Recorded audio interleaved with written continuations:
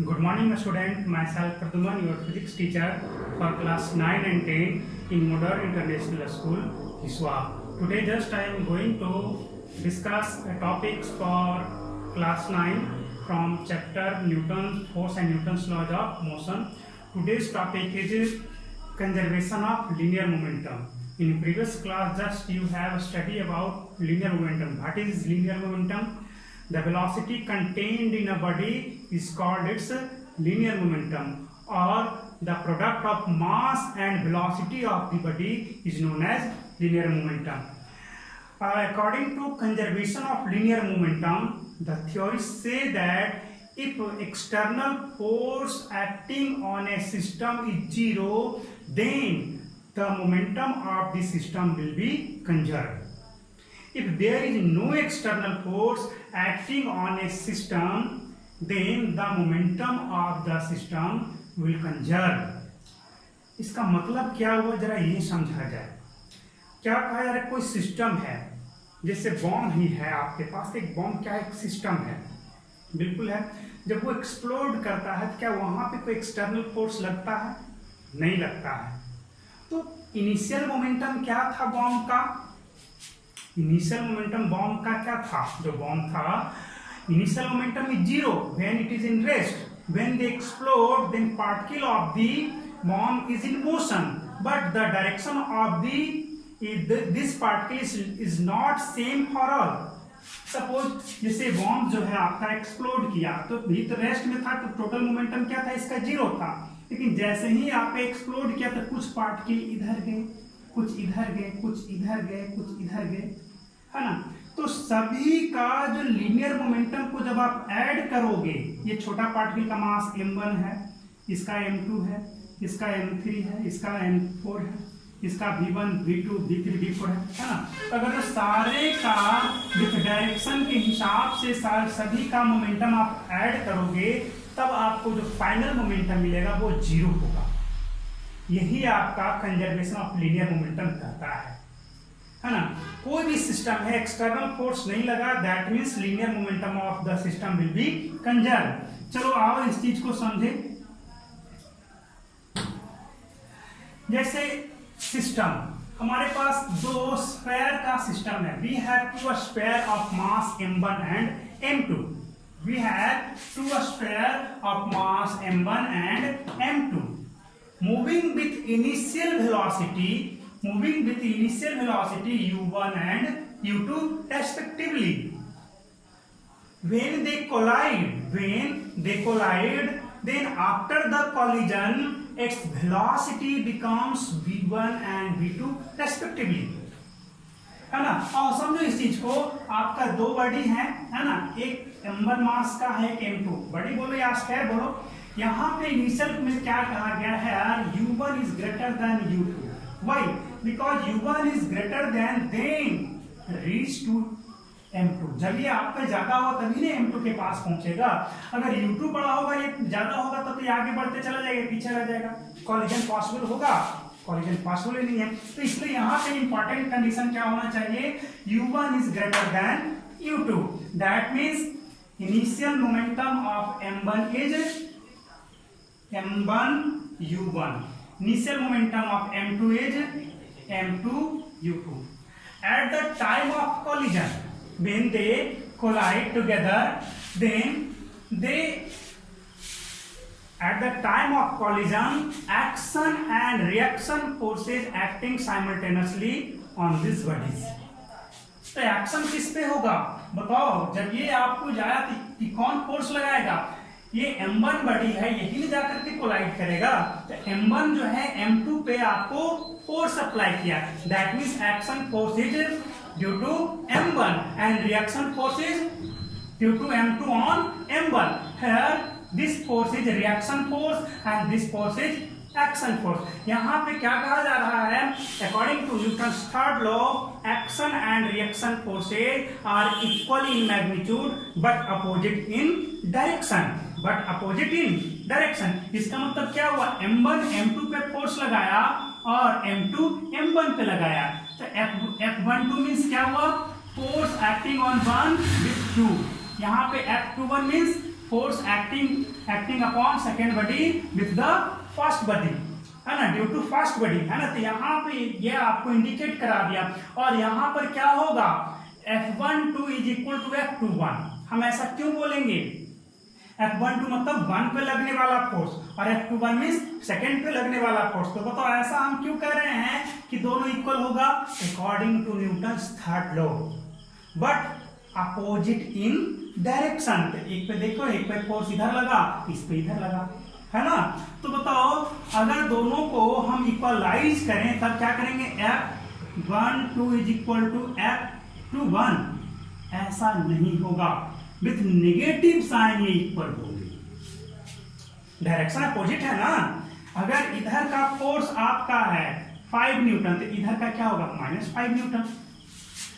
तो ये दोनों का मैग्नीट्यूड तो बराबर है, बट डायरेक्शन क्या है, अपोजिट है। तो डायरेक्शन अपोजिट है, दैट मींस अगर जो आप इक्वलाइज करने के लिए जाओगे तो F12 इक्वल टू -F21। चलिए यहां तक तो समझ में आ गया।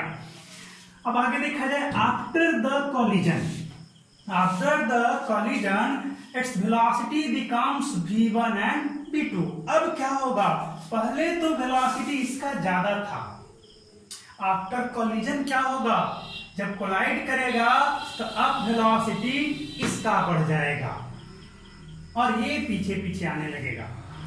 ये तो पहले पीछे से था ही और ज्यादा तेजी से आ रहा था, लेकिन जैसे ही कोलिजन होगा ये अब ज्यादा तेजी से बढ़ने लगेगा और ये इसके पीछे पीछे आता ही रह जाएगा, है ना। तो after the collision momentum of m1 is m1 v1, momentum of m2 is m2 v2, है ना। यहां पर देख लो, जैसे वेलोसिटी आपका v1 v2 हो गया तो मोमेंटम क्या हो जाएगा, m1 v1 इसका और इसका मोमेंटम m2 v2 हो जाएगा। क्लियर। चलिए, if the action and reaction forces acting on the body is for very short time interval delta t। ये जो फोर्स जो लगाया तो कुछ तो समय लगा होगा, 1/2 सेकेंड, 1/5 सेकेंड, 1/10 सेकेंड, कुछ तो टाइम लगा होगा। किसके लिए, किसके लिए टाइम लगा होगा, तो जरा सोच लो, कॉलिजन के लिए। कॉलिजन हुआ तो डायरेक्ट कॉलिजन हुआ तो कुछ तो समय लगा होगा, हमने उस टाइम को यहाँ पे क्या मान लिया, delta T, very short time interval है, बहुत छोटे समय के लिए कोलाइड किया था। अब बताओ, टाइम इंटरवल तो है फॉर कोलिजन, इसी टाइम इंटरवल के दौरान इनका वेलोसिटी चेंज किया है। कौन से टाइम इंटरवल के दौरान, तो ये जो डेल्टा टाइम है इसी टाइम इंटरवल के दौरान इनका वेलोसिटी चेंज किया है। दैट मींस आपका मोमेंटम चेंज होने में कितना समय लग गया होगा, ये डेल्टा टी, जितना देर में टकराया उतना ही देर में वेलोसिटी चेंज हुआ है। तो जितना देर में जितना देर ये कांटेक्ट में रहा, है ना, ये डेल्टा टी टाइम के लिए कांटेक्ट में रहा था। उसके बाद तो दोनों फ्री हो गया, उसके पहले भी फ्री था। तो चलो, change in momentum for fast body क्या हो जाएगा जी, change in momentum for m1, change in momentum for m1 क्या होगा आपका, m1 के लिए initial momentum is m1 u1 and final momentum is m1 v1। Clear है ना। देख लो, इसके लिए initial momentum is m1 u1, हमें फर्स्ट बॉडी के लिए चेक करना है, इसे m1 के लिए ही, सिर्फ किसी और के लिए नहीं, सिर्फ और सिर्फ m1 के लिए चेक करना है। तो बताओ भाई, इसका चेंज इन मोमेंटम क्या होगा, पहले था इनिशियल वेलोसिटी u1, बाद में क्या हो गया, कॉलिजन के बाद v1 हो गया। तो आपका पहले मोमेंटम था m1 u1, बाद में क्या हो गया, m1 v1। तो बताओ, हम लोग क्या जानते हैं, p final minus p initial, तो फाइनल मोमेंटम ये, इनिशियल मोमेंटम ये, that means m1 v1 minus m1 u1। Clear. And similarly change in momentum for m2 is equal to m2 के लिए क्या होगा, तो चलो m2 के लिए आपका इनिशियल मोमेंटम ये है, फाइनल मोमेंटम ये है, that means final momentum minus initial momentum, that means m2 v2 minus m2 u2, है ना। अब आपको फोर्स के बारे में तो पता है, force acting on the body, ये तो इंटरनल फोर्स है, एक्सटर्नल फोर्स तो लगा नहीं कहीं से, है ना जी। यहाँ पे क्या देख लो, ओनली इंटरनल फोर्स, ये F12 क्या है, इंटरनल फोर्स, F21 क्या, ये भी इंटरनल फोर्स है। ये आपका दोनों मासी बड़ी दोनों स्फीयर m1 और m2 एक सिस्टम है। कुछ के दिमाग में आएगा कि इस पर जो फोर्स लगा m1 के थ्रू ये तो बाहर से एक्सटर्नल फोर्स लगा है। हमने वैसा नहीं कहा, हमने पूरे दोनों स्फीयर को एक सिस्टम कंसीडर करके चल रहे हैं। किसको? First sphere and second sphere is considered as a system. तो ये सिस्टम है, तो ये सिस्टम में फोर्स लगा, यानी कि ये F1 इस पे लगा और ये इस पे लगा, यानी कि एक सिस्टम के अंदर ही फोर्स लगा। No external forces here. So change in momentum for m1 is m1 v1 minus m1 यहाँ पे m1 u1 होगा, है ना, u1 था, है ना। And change in momentum for m2 is m2 v2 minus m2 u2। अब आइए फोर्स एक्टिंग ऑन m1, हम लोग जानते हैं पिछली क्लास में पढ़े थे F equal to change in momentum, rate of change of momentum is called force. पिछली क्लास में पढ़ा था F equal to mass into acceleration पढ़ा है ना, और यहाँ से m इंटू एक्सेलरेशन क्या होता है v2 minus v1 by time. तो यहाँ पे क्या है m v2 minus m v1 by delta T भी लिख सकते हो और टाइम भी लिख सकते हो, यही ना आपका चेंज इन मोमेंटम हुआ, है ना। That means force acting on m1, force acting on m1 is equal to change in momentum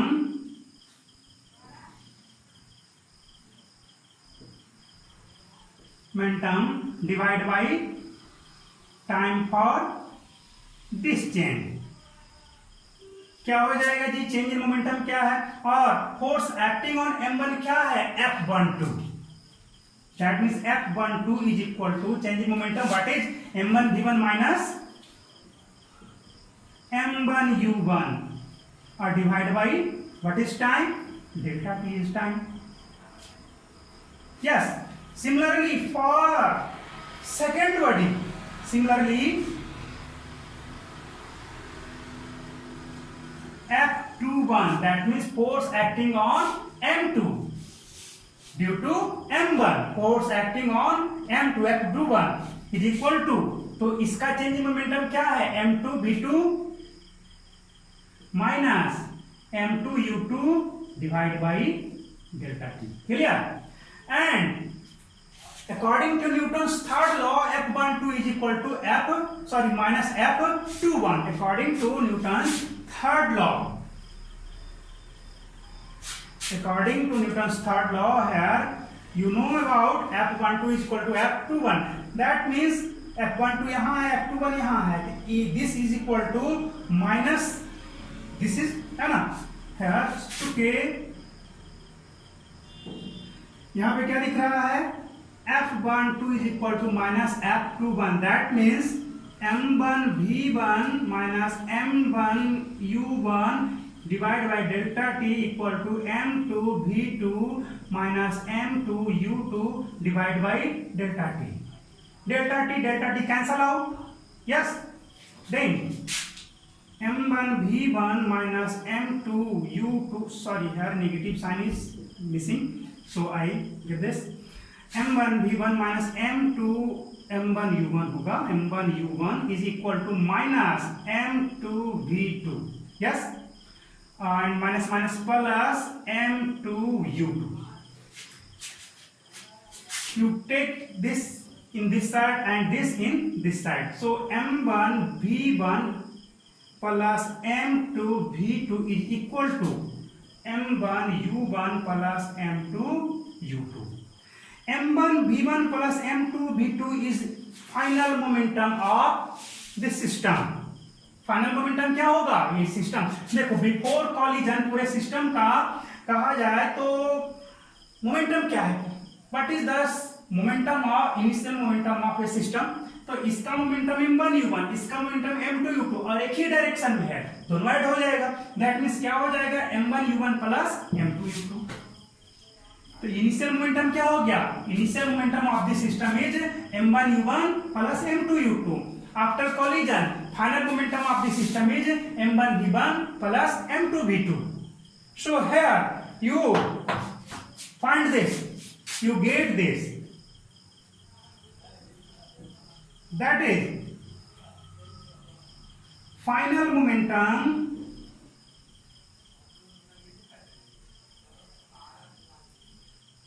is equal to initial momentum. That means Pf minus Pi. This is the proof of conservation of linear momentum. Clear? ये था हमारा conservation of linear momentum का proof. बहुत ही important proof है ना, आप लोग को जानना चाहिए और बहुत हार्ड नहीं है। आप वीडियोस को वॉच करेंगे, एक बार नहीं तो 2 बार जरूर देखेंगे, तब जाकर के क्लियर हो जाएगा, है ना। बहुत हार्ड नहीं है, सिर्फ जानना है। ये आपका दोनों M1 और M2, M1 and M2 is system of sphere. ये 2 स्फीयर का एक सिस्टम है। ये टकराया तो इस सिस्टम में, इन दोनों आपस में टकराया तो सिस्टम ही टकराया है ना। ये दोनों तो सिस्टम के अंदर ही फोर्स लगा, ये एक दूसरे पर फोर्स लगा तो इंटरनल फोर्स है, नॉट एक्सटर्नल फोर्स। अब आफ्टर कॉलिजन, ये भी सिस्टम ही है, तो after collision momentum M1 V1 plus M2 V2। Before collision momentum of the system is M1 U1 plus M2 U2। तो यहाँ पर तो दिख गया, आ गया है ना। So it's all for today's.